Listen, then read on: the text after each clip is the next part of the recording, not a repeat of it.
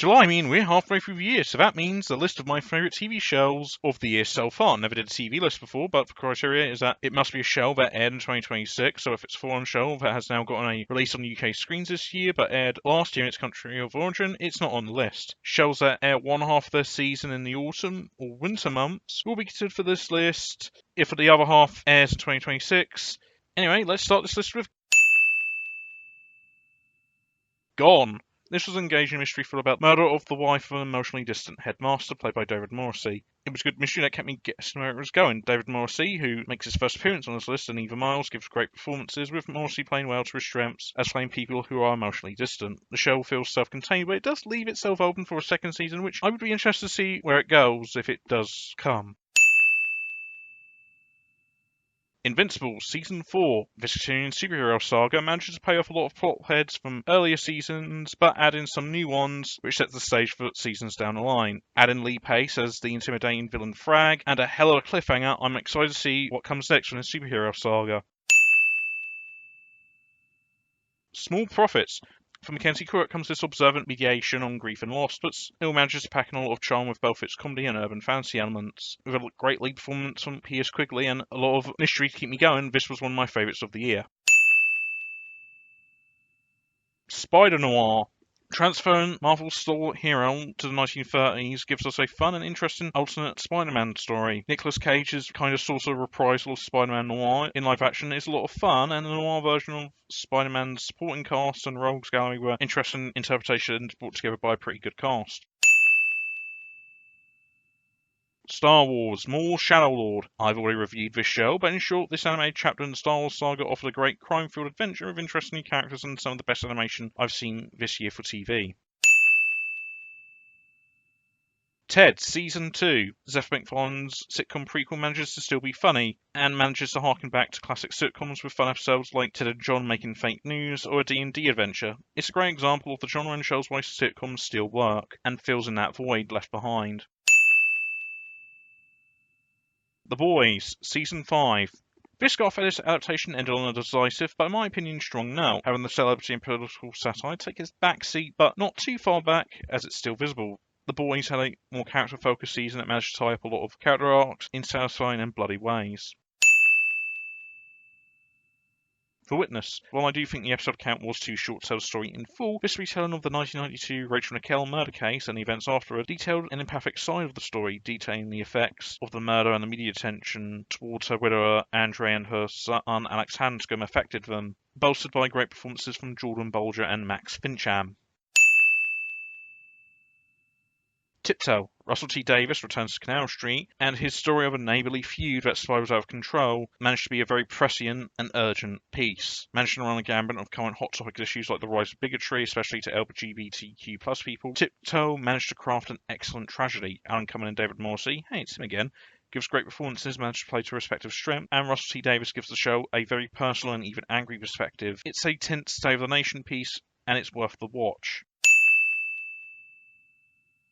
Wonder Man. The Marvel Cinematic Universe goes to Hollywood with Wonder Man. Moving away from the superheroics, Wonder Man gives a great, grounded, for the MCU look at a certain area of the world, mainly the movie business, and what it would be like in a world of superheroes. We get good performances from Yahya Abdul-Mateen II and Ben Kingsley, and the show has an earnestness to the movie business, but doesn't let its glasses be rose-tinted, with the episode Dawn being an excellent thesis statement. So those are my favourite TV shows of the year so far, and just to recap, those were Gone, Invincible, Small Profits, Spider Noir, Star Wars, more Shadow Lord, Ted, The Boys, The Witness, Tiptoe, and Wonder Man.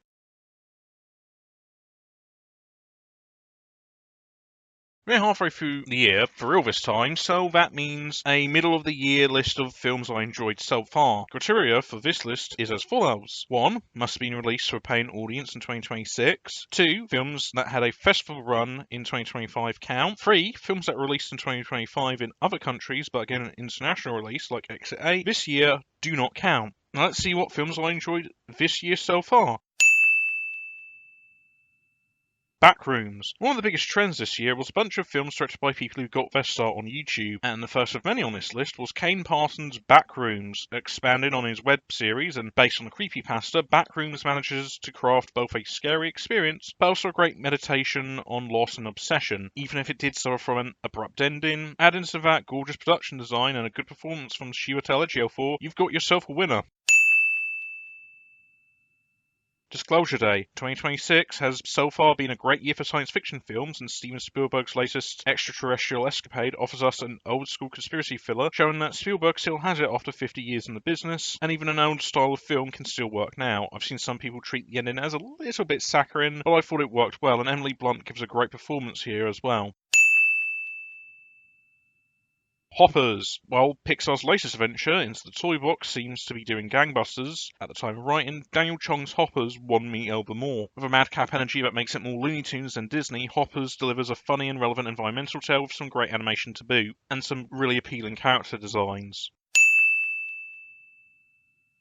Mike and Nick and Alice. Gangsters and science fiction collide in this funny time travel movie. Vince Vaughn manages to pull off a great double performance here in this film that manages to meet the conventions and needs of both genres and making them work in tandem without it being overstuffed, along with its observations on friendship. The film is available on Hulu in America and it's on Disney Plus in other territories.